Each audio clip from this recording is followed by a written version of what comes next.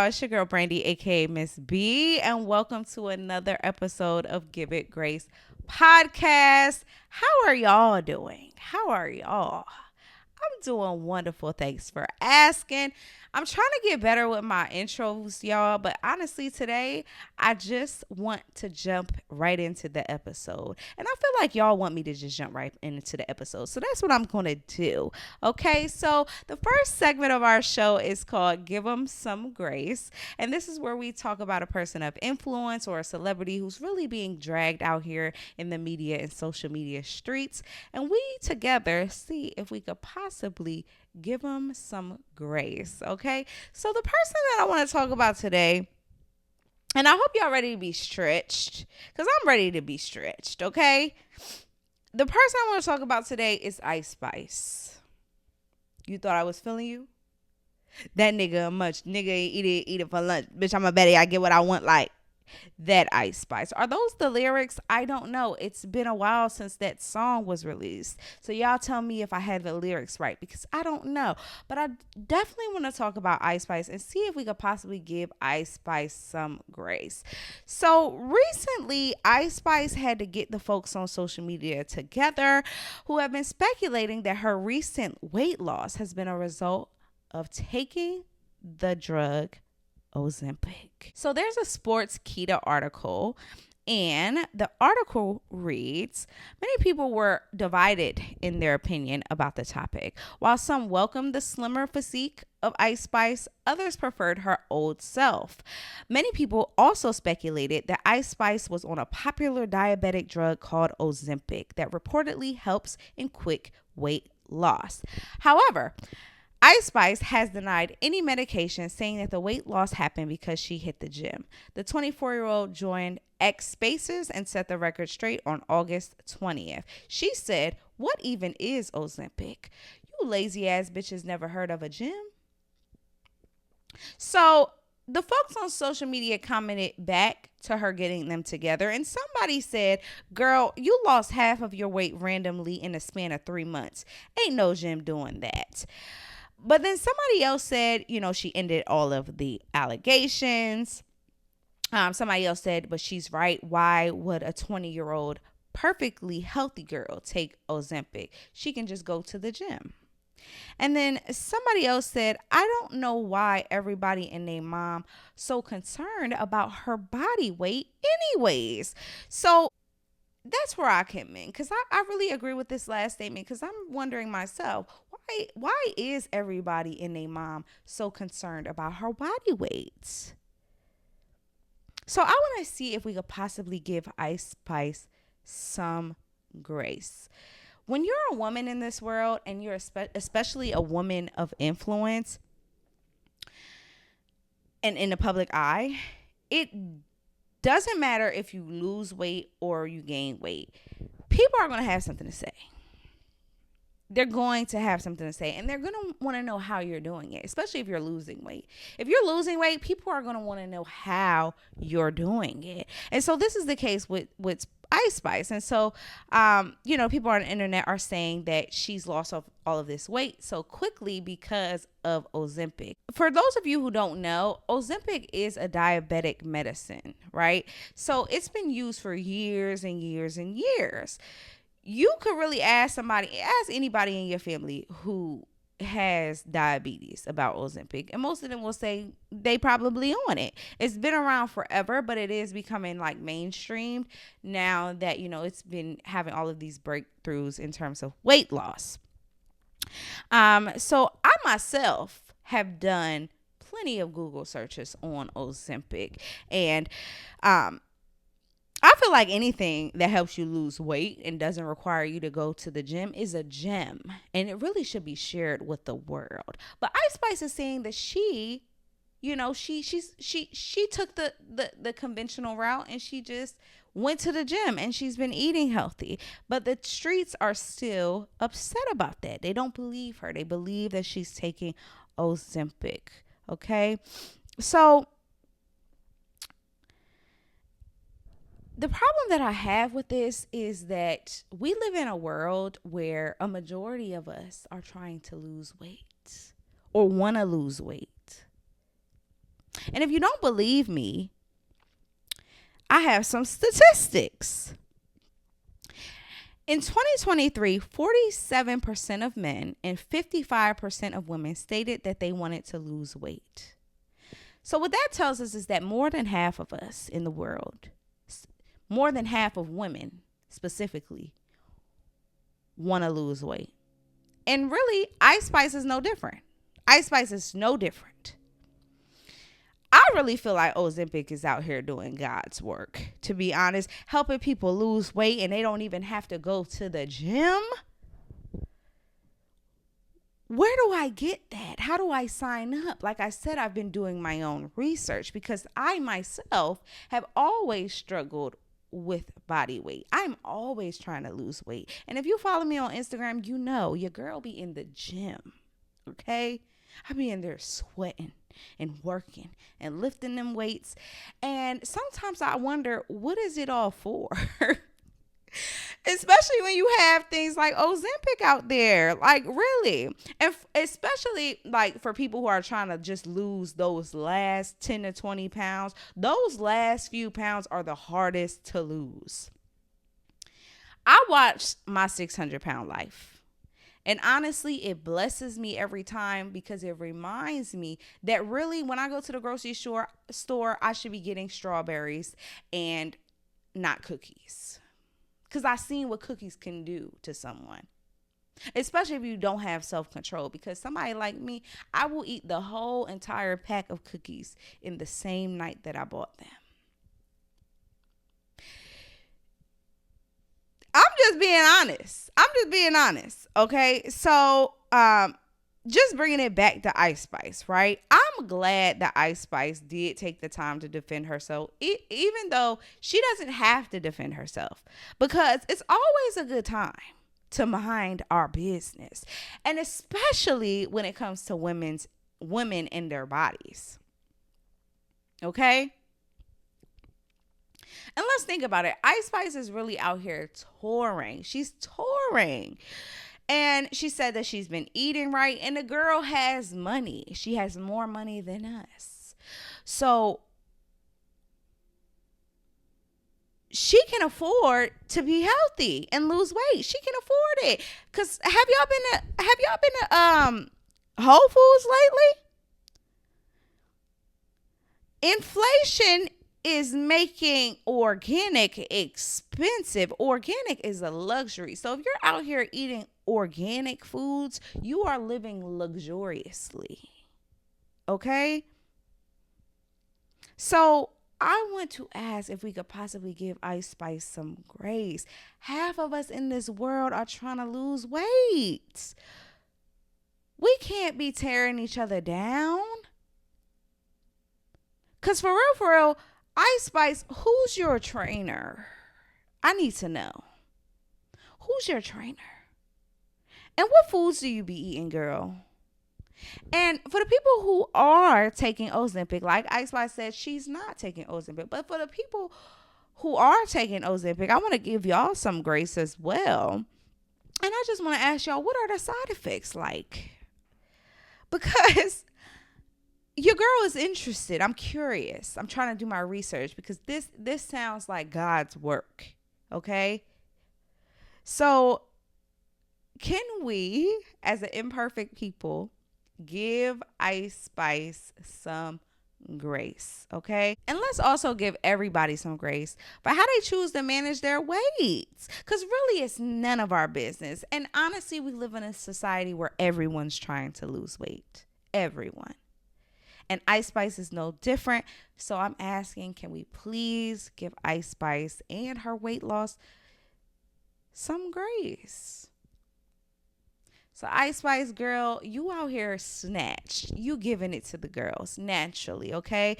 So here on this podcast, we love you, girl. We're sending you all the light, positivity, and grace, okay? All right. So the next segment of our podcast is called Give It Some Grace. And this is when we talk about everyday annoyances and things that get on our nerves and see if we can look at them through a perspective of grace. Let's see if we could give it some grace. So I want y'all to think about a time where y'all have texted someone on a Friday and they didn't get back to you until a Saturday. Okay? So I'm talking about delayed texters. And I call them delayed texters because I'm hesitant to call them bad texter, because I also fall into this category, and the text message may be delayed, but it's not denied. Okay, that's a word. It be delayed, but not denied. So I want to talk about delayed texters. So these are the people who in your life who just take a long time to get back to your text messages. They might leave you on red for a couple of days, but they don't mean to. So let's see if we could possibly give them some grace. So we can't talk about texting without talking about multi-generational differences in texting, right? So the evolution of texting, from back in the day to now has been, tremendous. Okay. Like my great grandparents, they weren't texting. Okay. They didn't grow up with texting. But my generation, we grew up with text messages, but at that time, the number in the letter was the same button. Okay. So when you were texting back then, you had to have some patience. You had to have some patience because taking the time to send a text took time. So text messages to me meant different things than they mean now, where we have instant messaging, right? So my nephew, he's growing up in this day and age, and to be honest, the little boy, he could text before he could read, to be quite honest. Like he knew LOL before ABCs. And that's just what it is. And I'm sure a lot of people can relate. So each generation has a different experience with texting. And I think that the experience and exposure that we have to texting contributes to how we behave in it, right? So we all behave differently because of our experience with texting, right? So to me personally, I don't take it personal when people don't text me right away. And I think that's because I can empathize, because I am the person who is not going to text right away. I could literally text you, hey, I'm thinking about you, and you respond to me like instantly, and I might not respond till the next day or the day after that, or I might not respond at all, right? And it's not intentional. It's not that I'm trying to be rude. It's not that I'm trying to ignore you. It's just life happens sometimes when it comes to texting. I always refer to the experts, okay? So there's an article who asked a psychologist, her name is Heather Silvestri. I hope I'm pronouncing your name correctly, girl. So this psychologist was asked about bad texting, and this is her response. She said, to me, this whole topic is a symptom of our culture of instant gratification, which we're only learning to negotiate in the grand scheme of interconnectedness. Let's not forget that just 10 years ago, social media was incredibly new and many of us didn't have unlimited texting on our devices. Is it fair to demand that we respond to everything in a consistently timely manner, or else be seen as rude or unavailable? She says, for some, texting isn't about speed, but about the quality connection and disconnecting from the digital world. So I want to see if we could possibly give our delayed texters some grace, right? So how I typically respond to this is I do let people know that I'm a bad texter. Like I will be the first to tell you I ain't shit texting. And then I also don't answer my phone all the time either. So it's really hard. Like I need to get better with communication, basically. But I will at least let you know that I'm a bad texter. But we can't just say like we're a bad texter and just leave it at that, right? We have to know ourselves. You have to consider your personality. So the way that we should respond, right? Especially for us delayed texters, is like I mentioned before, we have to consider who we're talking to, right? There are some people in our lives that value that quick response. And then we also have to consider the context of the situation as well. Like if you're texting me, hey, right away, I might not respond. Okay. But if you're texting me something that's time sensitive, so this is another thing that we need to consider, is things that are time sensitive. I've feel like personally, when things are time sensitive, you gotta call me. You gotta pick up a phone and call me. And then you also have to text me as well. Like, you need to do both if you want me to respond quickly. And that, I don't know how people feel about that, but that's just me. That's just how I am. Like, because if I know, if you call me and then you text me afterwards, I know it's serious. I'm like, oh, I need to get on this immediately. I know that they need my attention now if they call me and text me. If you send me a text message could easily be missed, right? I could be doing something else. I cannot have my phone on me at that time, you know?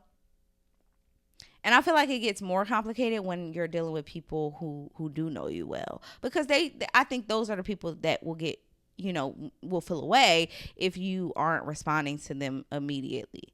I'm the type of person now where I become intentional about living in my world, in the world that's around me that I can see and touch and feel, and not living in my phone. So I make it a point to disconnect from my phone quite often. Um, and I'm also definitely the person who gets distracted easily. It's like, I will literally receive a text notification, I'll open the message, and I'll have every intention on responding to the message, and then something will happen. My dog will start barking. My doorbell will ring. I'll get a phone call. My show about to come on. Something will happen to distract me, and then I will forget all about that message. And I will forget about my intent to respond to that message. And sometimes I don't see it till the next day, and I'm like, oh my God, I ain't shit for that. But it's really real. I want to see if we could possibly give our delayed texters some grace, right? And some of the ways that we can give grace, and I'm speaking from the perspective of being a delayed texter, you have to set communication expectations with the people around you. I'm the first one to say all the time, I'm not a good texter. I'm sorry. I'm not. I get too distracted. So I will say, like, if it's something that's urgent, just call me or send me a voice note. Sometimes I'm more likely to respond to a voice note than a text message. And then I also want to recognize that texting is completely convenient, right? It's amazing. It's wonderful. What would we do without text messages now? But it shouldn't become a source of stress. And nobody is obligated to respond to anything, right? We're not obligated to, and it's not going to be a cause of my stress, because you could pick up the phone and call me. That's how I know it's important. So I want to see if we could possibly give it some grace. And y'all let me know in the comments how you handle delayed texts. And if you're able to give grace to people who don't respond immediately to you. Was that good? I hope that was good. I feel like it was good. But y'all let me know in the comments below, okay? All right, so the last segment of our show is called Give Me Some Grace. And this is the point in the show where I share personal stories about situations and times where I could have received more grace or given more grace. And it's also the opportunity for you listening to write in to askgiggang@gmail.com and share your personal experiences of times where you could have received grace or given grace. So the story that I want to tell today is something that I'm not proud of, okay? So I'm going to ask y'all in advance, before I even tell y'all this story, to give me some grace, okay? So for those of you who don't know, I have a nephew who I love. My twin sister actually gave birth to him 8 years ago, almost 9 years ago. And what a lot of people don't know is that I almost actually missed the birth of my nephew. Yes, I did. So the day that my sister went into labor, I had plans, y'all. I had plans. I had something to do that night, and I wasn't expecting her to go into labor on that day. I did know that she was due any day, but on that day, I had made a commitment and I had plans. So she had actually called me in the afternoon when her water broke and said that she thought she was in labor. And to me, y'all, I was literally like, no, wait. Tell the baby to wait, okay? Because I have something to do later, and I can't just back out on a commitment that I made. So my sister went into labor that afternoon, and I knew in my mind that it was going to take a while for the baby to actually come and be born. So I felt like I had some time. Knowing what I knew that a lot of women were in labor for like 24 hours. And so I thought that I had time, right? So I was like, I have something to do. I can't be there right now, but I'll be there. So she was in the hospital probably that afternoon and through the entire night in labor, in pain. And I didn't really get there until 10 o'clock the next morning. I was calling and checking in to make sure that the baby didn't come, so that I knew that I had enough time and that I would be there before the baby got there. So I was checking in. The baby didn't come. So I was like, okay, the baby probably going to come in the morning. I'll get there in the morning before the baby comes. So I ended up getting there, like I said, about like 10 a.m. in the morning. And when I got there, y'all, my sister, I don't have any kids, so I don't know what labor is like. And I hadn't never seen a baby be born before that day. So I didn't really know what the experience is like for women in labor. And I know some of y'all are going to eat me up. Like, I knew that my sister was in pain, and I felt like I would get there. I would get there. So when I got in the room, I really felt super guilty because my sister, I saw her laying on the bed. She clearly looked like she was in pain. She clearly looked like she had a rough night, like she hadn't slept that night. And when I walk in, she's like, nice of you to finally show up. I can't remember. She said, nice of you to finally show up, or nice of you to make an appearance. Something along those lines that clearly showed me that she was aggravated and upset that I had not been there with her. And so immediately I felt upset with myself because I was like, dang, I could have canceled what I had to do. It really wasn't that important. Looking back on it, it wasn't that important. And I could have, just been there for her. But I got there right in the nick of time. It was about 45 minutes after I arrived before the baby came, and he was beautiful. I cut his umbilical cord, everything. Okay. I was there. And then I did stay with my sister for her entire stay. And y'all, it was a blizzard outside. It was a blizzard. My nephew was born in a blizzard in January. Okay. So I was in the hospital, and I stayed with her the entire time. I did. So I felt like I did redeem myself in a way by being there for her, from the birth until we brought him home, right? And then what I will say is, if y'all didn't notice, hospital food, at least at that hospital, was top tier. I was shocked that the hospital food was that good. And they served you breakfast, lunch, and dinner every day. I never eat breakfast, lunch, and dinner every day. At the hospital, they serve you breakfast, lunch, and dinner. And I don't know what y'all heard about hospital food, but this hospital had gourmet food. Like, they had a chef who was making the food. So I was eating for free every day, and I just got to experience this beautiful child, and it was amazing. And I was really helping my sister out. I felt like she might feel it differently, but I felt like I was really helping her out as well. So I want to see if y'all could possibly give me some grace for this. I almost missed the birth of my nephew, but I didn't. I made it on time, and I stayed the entire time. at the hospital with my sister. So can y'all give me some grace for this? So let me know in the comments below if you've ever, missed a major life event that you felt guilty and disappointed at, and let me know how you navigated through that guilt and disappointment. Can y'all give me some grace? Give me some grace, okay? All right. Well, that brings us to the end of our episode, y'all. If you stayed and tuned into the entire episode, I love you. I'm sending you light, positivity, and grace. And I'll see y'all in the next one. Bye, y'all. Give it race. Get gang. Get gang. Get gang. Get gang. Get gang. We ain't the same, we changing things.